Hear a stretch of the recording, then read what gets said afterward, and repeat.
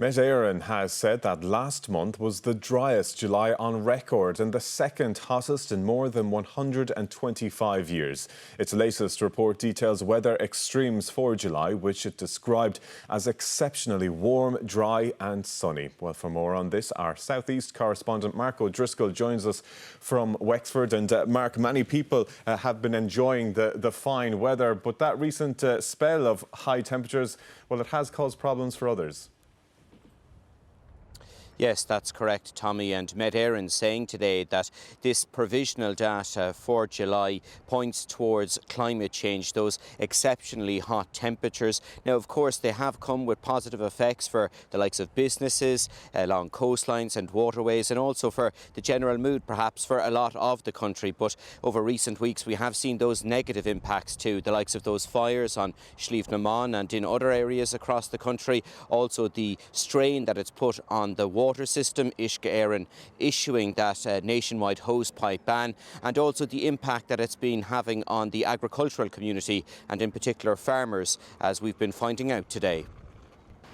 Many were making the most of the good weather in the sunny southeast today, but it was the extreme temperatures and dry conditions experienced last month that were back in the spotlight, as Met Éireann published its climate statement for July. The statement included provisional data from 25 weather stations and showed that Johnstown Castle recorded its driest and sunniest month on record, Moore Park and Oak Park had their driest and warmest month on record, Valentia Observatory and Roaches Point recorded their warmest July since records first began there over 125 years ago. Meanwhile, heatwaves were reported at 7 of the forecasters' weather stations, lasting between 5 and 13 days. Met Éireann has said this data points towards climate change. The one in Moore Park had a 13-day-long heatwave. That was only beaten by a 14-day-long heatwave in 1976 in Burr, County Offaly. That heatwave, the difference this time, the climate change footprint on it is that the heatwave this year, this July, was 2.5 degrees warmer overall compared to the heatwave back in 1976. Meanwhile, the impact of this sustained period of warm weather continues to be felt. Lovely weather, but unfortunately a very difficult summer for farmers here in the southeast, with 33 days up to now with no rainfall whatsoever and predominantly east winds. That has meant that grass has stopped growing and therefore farmers are now feeding animals out in the field.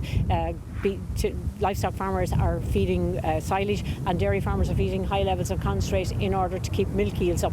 And in a year when costs are very high, this is adding to the cost of producing both milk and beef. And our tillage farmers are also under pressure. But the good weather has brought a boost for others. We've never seen a July like it here in Cahor for years, and it's just blown the doors off it. The bank's been full most every evening. You know, people having their takeout pizzas or dining in with us, looking out on the sea, enjoying the great view and the beautiful weather. Today's climate statement comes as a nationwide hosepipe ban remains in effect until later this month. Mark O'Driscoll, RTE News, Cahor in County Wexford.